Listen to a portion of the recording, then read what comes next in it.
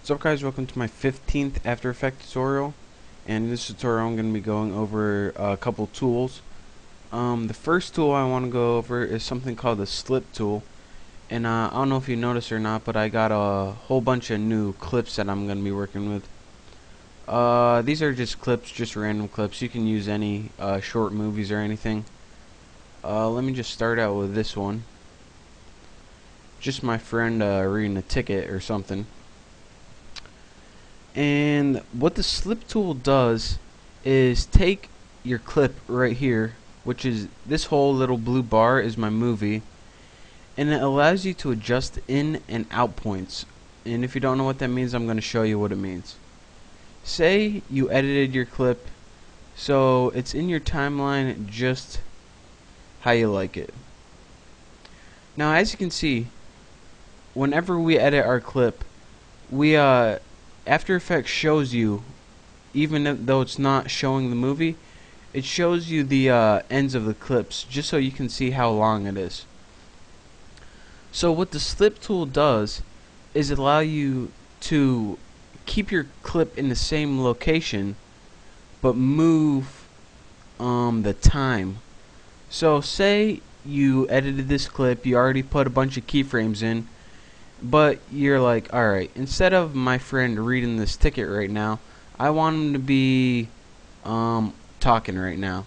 So all you have to do is, instead of moving all this around like this, what you have to do is go hover over the light part, and remember, the dark parts are the parts that are showing. Whenever it's in the light part, it's blank. Hover over a light part and slide it, and as you can see, the in and the out points are changing. And although your clip doesn't change position, you're allowed to change the time and therefore the scene of the clip. So this is a very useful tool whenever you got everything laid out and all your keyframes situated, but then you go back and you're like, alright, I got everything just how it is, but I just want to change this a little bit. So there's one useful way to use a slip tool. Another thing that you can do, let me go ahead and fix this. Another thing that you can do is split layers. Now, this is pretty much exactly like it sounds. Say you got one layer, but you want to split it in two. So, see, my friend's reading a ticket right now, and now he's talking. Move your current time indicator right in between those places, and then you want to go up to edit, and then after you want to go to split, wherever that is. Here it is. Edit split layer. And now, as you can see, you got two different layers that you can work with. You got your layer where he's reading the ticket that you can apply keyframes to or animate however you want. And then you got a whole different another layer where he's talking. So this is how you can animate the same scene, split it up so you're not messing with the other part. This is going to come in use a lot later. And the last tool I want to, actually the last two tools I want to go over you guys with is the overlay and ripple tool. And these pretty much kind of act just like they sound.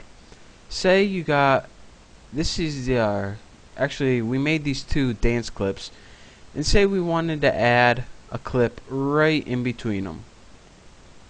To do this, we will need a tool called the ripple tool. So go ahead and get a scene. This is an entirely new scene.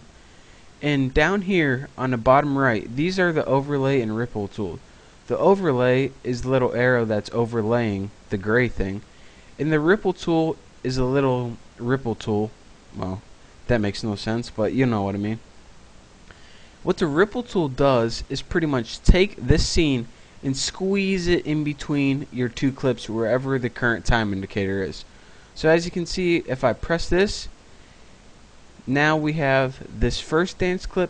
The ripple tool squeezed this movie in between, and then we have our last dance clip. So instead of what was touching here and here, we now have this new robot scene in between. And what overlay does is a lot different than that. It pretty much says, alright, wherever your current time indicator is, that's where I'm gonna start. I don't care what's below me. I'm gonna lay my movie right on top of it. So as you can see, this doesn't try to squeeze in between or anything. It just pretty much lays on top and takes justice over any scenes that were below it.